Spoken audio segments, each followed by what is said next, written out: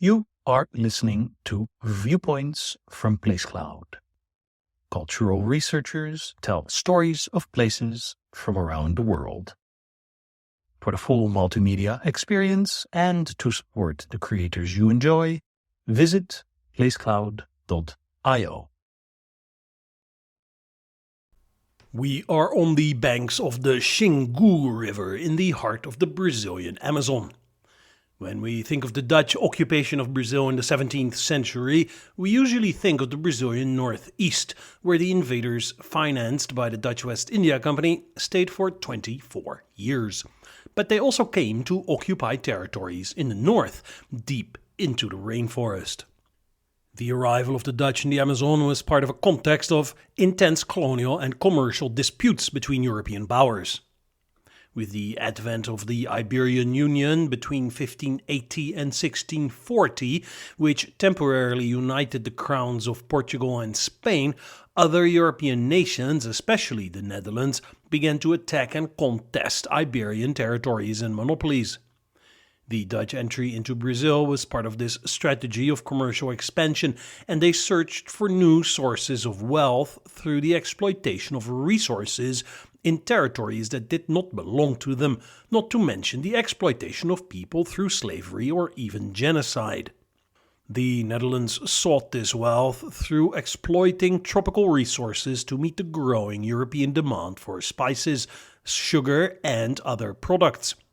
With the creation of the Dutch West India Company in 1621, the Dutch began to systematically invest in military and commercial operations in what Europe called the New World, but which of course was not new at all for the people who were living here and ended up being exploited.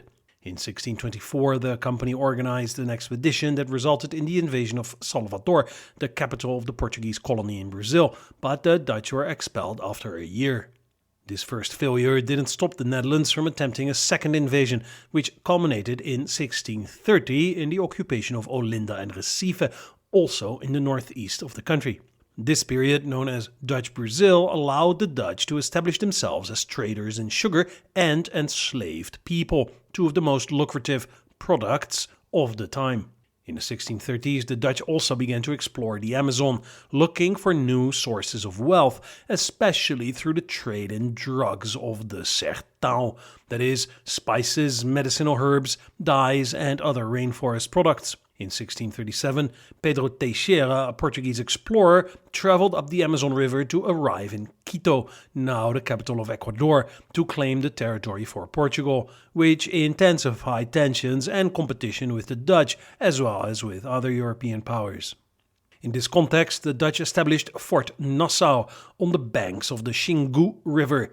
This fort served as a base of operations to explore and control trade in the Amazon region, but also to protect their incursions from Portuguese threats and to facilitate the alliances they made with local indigenous peoples. Fort Nassau played a strategic role during the almost 2 decades in which the Dutch managed to maintain some presence in the Amazon basin, until they were gradually expelled by the Portuguese forces, who retook control at the end of the 1640s. The Dutch relationship with the indigenous peoples of the Amazon was based mainly on commercial interests, in contrast to the more supposedly missionary Portuguese approach. They offered direct negotiations with indigenous peoples, exchanging European manufactured goods such as knives and cloth for spices and other Amazonian products.